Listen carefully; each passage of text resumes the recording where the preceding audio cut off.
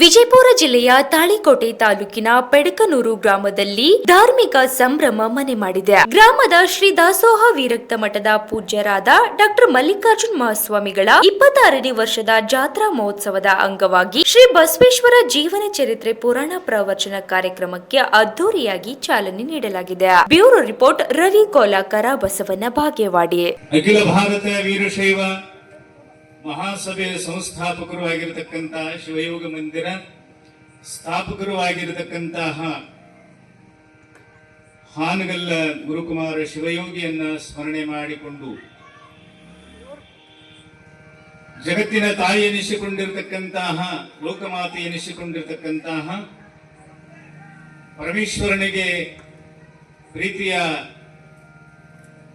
ಮಾತೃ ಪತಿ ಸತಿಯಾಗಿರತಕ್ಕಂತಹ ಜಗನ್ಮಾತಾ ದೇವಿಯನ್ನ ಸ್ಮರಣೆ ಮಾಡಿ ಹೇಮರೆಡ್ಡಿ ಮಲ್ಲಮ್ಮನನ್ನ ಸ್ಮರಣೆ ಮಾಡಿಕೊಳ್ಳುತ್ತಾ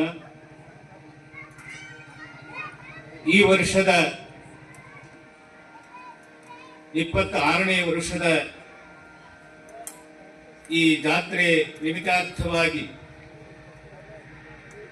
ಬಸವಣ್ಣನವರ ಜೀವನ ಸಾಧನೆಯನ್ನ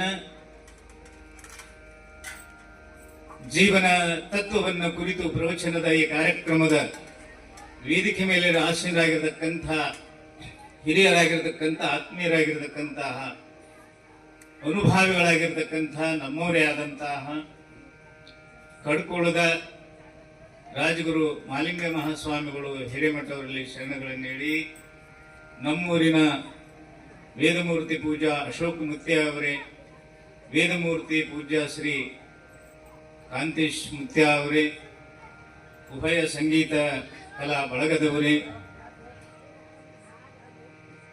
ಯೂಟ್ಯೂಬ್ ಚಾನೆಲ್ ಮಾಡತಕ್ಕಂಥ ನಮ್ಮ ಕೊಣ್ಣೂರಿನ ಸದ್ಭಕ್ತರೇ, ಪಡೇಕ್ನೂರಿನ ಭಕ್ತರೇ, ಈ ಊರಿನ ಯಾವತ್ತು ಹಿರಿಯರೇ, ತಾಯಂದಿರೇ, ಹಿರಿಯರಾಗಿರ್ತಕ್ಕಂಥ ಇಂದಿನ ದಾಸೋಹ ಸೇವೆ ಮಾಡಿರ್ತಕ್ಕಂತಹ ಶಾಂತಗೌಡ ಬಣಿಕಾಳವರೇ, ಪಂಪನಗೌಡ್ರೆ, ಮೈಕ್ ಸೇವೆ ಮಾಡತಕ್ಕಂಥ ಅಲ್ಲಾ ಬಕ್ಷಿಯವರೇ, ಪ್ರಸಾದ ವ್ಯವಸ್ಥೆಯನ್ನು ಮಾಡತಕ್ಕಂಥ ಹಿರಿಯರೇ, ತಾಯಂದಿರೇ, ನಿಮ್ಮೆಲ್ಲರಿಗೆ ಗುರುಕೃಪಾ ಆಶೀರ್ವಾದ ಆಗಲಿ ಅಂತ ಹಾರೈಸುತ್ತೆ.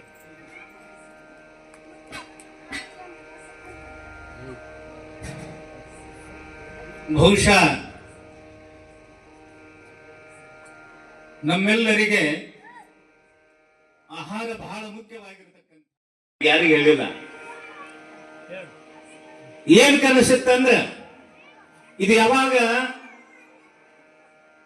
2007 ಇದ್ರ ಫೌಂಡೇಶನ್ ತರ ಹಟ್ಟಿಸ್ತೇವಲ್ಲ, ಬಹಳ ದೊಡ್ಡದು. ಎಲ್ಲ ಹಿರಿಯರನ್ನ ನಮ್ಮೂರವ್ರು ಇಟ್ಟು ದೊಡ್ಡದು ಯಾಕೆ ತರ ಹಟ್ಟಿಸಿರಿ, ಸುಮ್ಮಂದಿ 2 ತರ ಹಟ್ಟಿಸ್ಬಾರ್ದ ಅಂತ ನಮ್ಮ ಕರ್ಬಸತ್ನವ್ರು ಇದ್ರು. ಅವ್ರು ಎಲ್ಲ ಹಿರಿಯರು, ಶಾಂತಗೊಂಡಿದ್ರು, ಅನೇಕ ಸಾಯಿಗೊಂಡಿದ್ರು, ಶಿವಣ್ಣಿದ್ರು, ಬಹಳ ಮಂದಿ ಹಿರಿಯರು, ಕಾಂತೇಶ ಇವರೆಲ್ಲ, ಅಶೋಕ್ ಮುತ್ಯ. ಇಟ್ಟು ದೊಡ್ಡದು ಯಾಕೆ ಹಡ್ಡಿಸ್ತೀರಿ ತರ ಅಂದಾಗ, ಇಟ್ಟು ದ್ವಾರದ ಹಡ್ಡಿಸಂತ ಆ ಶಿವನ ಹೇಳ, ದೇವಿ ಹೇಳ, ಅದಕ್ಕೆ ನಾ ಆಟಾಕತ್ತೀನಿ ಅಂತ ತಿಳಿಸಿನ. ಇಟ್ಟು ದೊಡ್ಡದು ಹಿಂಗ 75, 73 ಇಟ್ಟು ಯಾವಾಗ ಏರಿಕೆ ಆಗ್ತದ್ರಿ, ಇದನ್ನ ಮಾಡೋರು ಯಾರು, ಕೊಡೋರು ಯಾರು ಅಂದ್ರು. ಅದೇನು ಗೊತ್ತಿಲ್ಲ. ಅದು ಇಟ್ಟು ದೊಡ್ಡ ಹಡ್ಡ ಸಾವನ್ ಎಂತ ಬೆಳತನ ತರ ಹಡ್ಡು ಹೋದದ್ದು. ಯಾವಾಗಿದು ಹೇರಿಕೆಯಾಗಿ ತಲಬಾಕ್ಲಿಕ್ಕೆ ಹೊಂದಿರುತ್ತದ ಅವತ್ತಿನಿಂದಲೇ ನಾನೇ ಪ್ರವಚನ ಹೇಳ್ಬೇಕಂತ ಸಂಕಲ್ಪ ಮಾಡಿದ್ನೆ ಆ ದೇವನಲ್ಲಿ. ಐತಿಲ್ಲ, ಇವತ್ತು ನಾ ಹೇಳಿ ನೋಡಿ ಮನಸ್ಸಿನಲ್ಲಿ ತಲಬಾಕ್ಲಿ ಯಾವಾಗ ಕುಂತು ಅವತ್ತಿನಿಂದಲೇ 40 ವರ್ಷ ನಾನಾ ಪ್ರವಚನ ಹೇಳ್ಬೇಕಂತ ಈ ಸಂಕಲ್ಪ ಆ ಮಾತೆ ಪಾರ್ವತಿ ಜಗನ್ಮಾತ ನೆರವೇರಿಸಿಕೊಟ್ಟಿದ್ದಾಳ. ಅಗ್ನಿ ಜೋಳಿಗೆ ನನ್ನ ಕೈ ಕೊಟ್ಟಿದ್ದ, ಅದು ಇವತ್ತ ನೆರವೇರಿದೆ. ಹಂಗ ಎಲ್ಲರೂ ಈ ಲೋಕದಾಗ ಹುಟ್ಟಿದಾರ. ಅದಕ್ಕೆ ಹೇಳ್ತಾರ, ಹುಟ್ಟೇನ ಹುಟ್ಟದಿದು ಬಾರಿಗೆ, ಹುಟ್ಟಿ ಕೆಟ್ಟು ಹೋಗುವ ಬಾರಿಗೆ. ಬಾರಿಗೆ ಮನೆಯೊಳಗೆ ಇರ್ತದಲ್ಲ, ಕಸ ಸ್ವಚ್ಛ ಮಾಡ್ತದ. ಕಸ ಬಾರಿಗೆ ಇರದೇ ಇದ್ರ ಮನೆ ಸ್ವಚ್ಛ ಆಗುದಿಲ್ಲ. ಬಾರಿಗೆ ಬೇಕದಕ್ಕೆ. ಬಾರಿಗೆ ಸುಮಾರ ಅಂತನಬಾರ್ದು. ಬಾರಿಗೆ ಸುಮಾರಲ್ಲ, ಮನೆ ಸ್ವಚ್ಛ ಮಾಡುತ್ತದ ಬಾರಿಗೆ. ಅದಕ್ಕಿಲ್ಲಿ ಅನುಭಾವಿಗಳು ಹೇಳ್ತಾರ, ಮಡಿವಾಳಪ್ಪನವರು ಹುಟ್ಟೇನ ಹುಟ್ಟದಿದು ಬಾರಿಗೆ, ಹುಟ್ಟಿ ಕೆಟ್ಟು ಹೋಗುವ ಬಾರಿಗೆ. ಏನು ಪಂಚಭೂತಾತ್ಮಕವಾಗಿರ್ತಕ್ಕಂಥ ಪರಮಾತ್ಮಿ ಶರೀರವನ್ನು ಕೊಟ್ಟಿದ್ದಾನಲ್ಲ, ಬಾರಿಗೆಗಿದ್ದಟ್ಟು ಬೆಲೆ ಈ ಶರೀರಕ್ಕಿಲ್ಲ. ಅದಕ್ಕೆ ಇದಕ್ಕೆ ಬಾರಿಗೆ ಅಂತ ಕರೆದಾನ. ಕಡ್ಕೊಂಡು ಮಡಿವಾಳ ಅನ್ಸೋದಕ್ಕೆ ಬಾರಿಗೆಗೆ ಬೆಲೆ ಅದ, ಇದಕ್ಕೆ ಬೆಲೆಗಿಲ್ಲ. ಬೆಲೆ ಯಾವಾಗ ಬರ್ತದಂದ್ರ, ಯಾವಾಗ ಬೆಲೆ ಬರ್ತದಂದ್ರ, ಯಾರು ನೀವಂತ ತಿಳಿತೀರಿ, ಆರು ನೀನೆಂದು ವಿಚಾರಿಸು ಅಂತ ಹೇಳ್ತಾರೆ ಜ್ಞಾನಿ. ಆರು ನೀನೆಂದು ವಿಚಾರಿಸೋ, ಯಾರು ನೀನಂತ ವಿಚಾರ ಮಾಡ್ತಾ ಇದ್ದೀಯ. ನಾನು ಮನುಷ್ಯನು, ಏನು ಭಗವಂತನಿಂದ ಬಂದಿರತಕ್ಕಂತಹ ಭಿನ್ನ ಜ್ಞಾನವಾಗಿರತಕ್ಕಂತ ನಾನೊಬ್ಬ ಪರಮಾತ್ಮನ ಅಂಶ ಅಂತ ತಿಳ್ಕೊಂಡೆ ಅಂದ್ರ ಈ ಶರೀರಕ್ಕೆ ಬೆಲೆ ಬರುತ್ತದ ಅಂತ ಹೇಳ್ತಾರೆ. ಇಲ್ಲಿ ನಾವು ಏನ್ ಮಾಡ್ಬೇಕಾದ್ರೆ ಇಹಲೋಕದೊಳಗಂದ್ರ, ಇಲ್ಲಿ ಏನ್ ಮಾಡ್ಬೇಕಂದ್ರ ಅಲ್ಲಿ ಪರಮಾತ್ಮಲ್ಲಿ ಪ್ರತಿಜ್ಞೆ ಮಾಡಿ ಬಂದೀವಿ. ನಾವು ಆಚಾರವಂತರಾಗಿರ್ತೀವಿ, ಧರ್ಮವಂತರಾಗಿರ್ತೀವಿ, ನೀತಿವಂತರಾಗಿರ್ತೀವಿ, ಪರೋಪಕಾರ ಪುಣ್ಯ ಮಾಡ್ತೀವಿ ಅಂತ ಹೇಳಿವಿ, ಚೆನ್ನಾಗಿ ಬಾಳ್ತೀವಿ ಅಂತ ಪ್ರತಿಜ್ಞೆ ಮಾಡಿ ಪರಮಾತ್ಮನಲ್ಲಿ. ಅದಕ್ಕೆ ಈ ಲೋಕದೊಳಗೆ ಹೋದ ಮೇಲೆ ದೇವ ಮಾನವ ಜನ್ಮ ನಮಗ್ ಕೊಟ್ಬಿಡು, ಮುಂದ ನಿನ್ನ ಹತ್ರ ಬರುವಾಗ ನಾ ಪುಣ್ಯ ಗಳಿಸಿಕೊಂಡು ಬರ್ತೀನಿ ಅಂತ ಪರಮಾತ್ಮನ ಬಳಿ ಪ್ರತಿಜ್ಞೆ ಮಾಡಿ ಈ ಲೋಕಕ್ಕೆ ಪರಮಾತ್ಮ ಕೊಟ್ಟು ಕಳಿಸಿದಾನ. ಇಲ್ಲಿ ಬಂದ ಮ್ಯಾಗ ಎಲ್ಲ ಮರ್ತು ಬಿಟ್ಟೇವೆ. ಮರ್ತು ಬಿಟ್ಟ ಏನನ್ನಕತ್ತದ, ನಾನು ಅಂದ, ನಂದು ಅಂದ, ನಂದೇ ಅಂದ, ನನ್ನಿಂದನೇ ಅಂದ, ಅನ್ಯಾಯಕ್ಕೆ ಹೊಂಟ, ಅಧರ್ಮಕ್ಕೆ ಹೊಂಟ, ಅನೀತಿಕ್ಕೆ ಹೊಂಟ, ಅಸತ್ಯಕ್ಕೆ ಹೊಂಟ, ಎಲ್ಲವನ್ನ ಮರೆತ ಮರವು ಘನ ಹೇಳ್ತಾರ.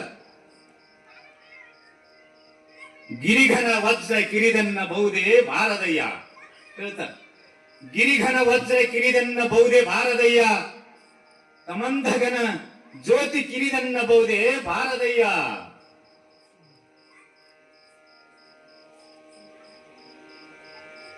ನಿಮ್ಮ ನೆನೆಯುವ ಮನ ಕಿರಿದನ್ನಬಹುದೇ ಬಾರದಯ್ಯ. ದೀಪದ ಕಡ್ಡಿ ಇಷ್ಟೇ ಇರುತ್ತದೆ. ನೀವೆಲ್ಲ ದೀಪದ ಪಟ್ನಿ ಹಚ್ತೀರಿ, ಸ್ವಲ್ಪ ಮದ್ದು ಇರುತ್ತದೆ. ಸಣ್ಣದೊಂದು ಚಿಮಣ, ಒಂದು 30 ವರ್ಷದ ಆಚೆ ಕಡೆ ಯಾವ ಲಾಟಿ ಇರಲಿಲ್ಲ, ಅವಾಗ ಒಂದು ಚಿಮಣ, ಆ ಚಿಮಣ ಹಚ್ಚಿ ಮನೆಯೊಳಗಿಟ್ರೆ ಇಡೀ ಪಡಸಾಲೆ ತುಂಬಾ ಬೆಳಕು ಬೀಳುತ್ತದ. ಸಣ್ಣ ಕಡ್ಡಿ, ಸಣ್ಣ ದೀಪ, ಕತ್ತಲವನ್ನು ಹೊಡೆದೊಡಿಸುವಂತ ಸಾಮರ್ಥ್ಯ ಸಣ್ಣ ದೀಪದ ಕಡ್ಡಿ ಒಳಗದ. ಹೆಂಗ ನೆನೆಯುವ ಮನ ಕಿರಿದನ್ನ ಬಹುದೇ ಬಾರದಯ್ಯ. ಈ ಮನುಷ್ಯನೊಳಗ ಭಗವಂತನ ಆವಿರ್ಭಾವ ಆಯ್ತಂದ್ರ ಅಜ್ಞಾನದ ಕತ್ತಲ ಹರಿದು ಹೋಗ್ತದೆ, ಮನುಷ್ಯ ಬೆಳಕು ಬೀಳುತ್ತದೆ, ಜ್ಞಾನದ ಬೆಳಕು. ಹೆಂಗ ಹೊರಗಿನ ಕತ್ತಲ ದೀಪದಿಂದ ಹರಿತದ ಮನೆಯಂದು, ಹಂಗ ಅಜ್ಞಾನದ ಕತ್ತಲ ಜ್ಞಾನದಿಂದ ಹರಿತ, ಜ್ಞಾನದಿಂದ ಕತ್ತಲ ಹರಿದು ಹೋಗ್ತದ. ಅದಕ್ಕೆ ಜ್ಞಾನವನ್ನ ಪ್ರಾಪ್ತಿ ಆಗಬೇಕು ಮನುಷ್ಯನಿಗೆ. ಜ್ಞಾನ ಅಂತ ಕರೆದ ಜ್ಞಾನ.